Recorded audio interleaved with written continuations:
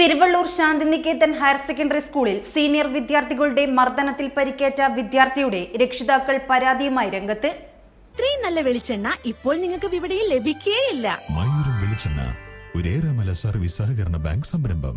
Thiruvallur Shantiniketan higher secondary സ്കൂളിൽ കഴിഞ്ഞ വെള്ളിയാഴ്ചയാണ് സീനിയർ വിദ്യാർത്ഥികളുടെ മർദ്ദനത്തിൽ +1 വിദ്യാർത്ഥിക്ക് ഗുരുതര പരിക്കേറ്റത്.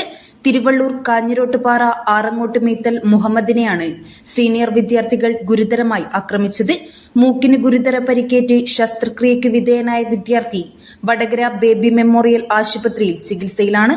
സംഭവത്തിൽ വിദ്യാഭ്യാസ മന്ത്രി ഇടപെടണമെന്നും ശക്തമായ നടപടി അധികാരികൾ സ്വീകരിക്കണമെന്നും കുട്ടിയുടെ രക്ഷിതാവ് ആവശ്യപ്പെട്ടു.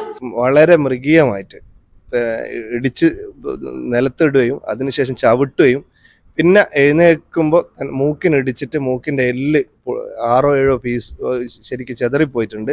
പിന്നെ മൂക്കിൻ്റെ പാലത്തിന് പരിക്ക് പറ്റിയിട്ടുണ്ട്. പിന്നെ വളരെ പ്രയാസം കണ്ടു നിന്നവരൊക്കെ പറഞ്ഞതെന്ന് വെച്ച് കഴിഞ്ഞാൽ ഒരു മനുഷ്യന് ചെയ്യാൻ പറ്റാത്ത രീതിയിൽ ക്രിമിനൽ മൈൻഡോട് കൂടി ഞാൻ സംശയിക്കുന്നതെന്ന് പറഞ്ഞു നോക്കിയാൽ ആള് എന്തെങ്കിലും ലഹരി ഉപയോഗിച്ചിട്ടുണ്ടോ എന്നുള്ളവരെ സംശയിക്കേണ്ട അവസ്ഥ. ഒരു നോർമൽ കണ്ടീഷനിൽ ഒരു മനുഷ്യൻ എങ്ങനെ ചെയ്യാൻ പറ്റും എന്നുള്ള എനിക്ക് തോന്നുന്നില്ല. അതുകൊണ്ട് ഇത് കൃത്യമായിട്ടും അധികാരികൾ എന്താന്ന് പറഞ്ഞാൽ അതിന്റെ നടപടി കൃത്യമായിട്ട് എടുക്കണം. നിങ്ങൾക്ക് ആർക്കെങ്കിലും ഒന്ന് വേണമെങ്കിൽ എൻ്റെ മോനെ വന്ന് കാണുന്നതാണെങ്കിൽ ഈ ഒരു അവസ്ഥ എന്ന് പറഞ്ഞാൽ ഒരു വല്ലാത്തൊരു ഭീകരമായ അവസ്ഥയാണ്.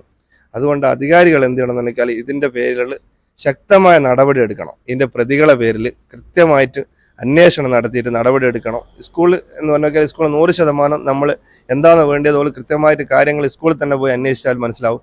ഈ പ്രതികളെ പേരിൽ ഈ മെയിനായിട്ട് ഇടിച്ച പ്രതിന്റെ പേരിൽ എല്ലാവരും കംപ്ലൈന്റ് പറയുന്ന അങ്ങനത്തെ ഒരു ക്രിമിനൽ ലെവലിലുള്ളൊരു കുട്ടിയെന്ന് പറയാൻ പറ്റൂല എന്ന് പറഞ്ഞാൽ അത്രയും മോശമായിട്ട് ചെയ്ത വളരെ എനിക്കെന്താ പറയാൻ വാക്കുകളില്ല. എന്നാൽ ഞാൻ ആ കുട്ടീൻ്റെ അടുത്ത് ഇറങ്ങി വന്നതാണ്.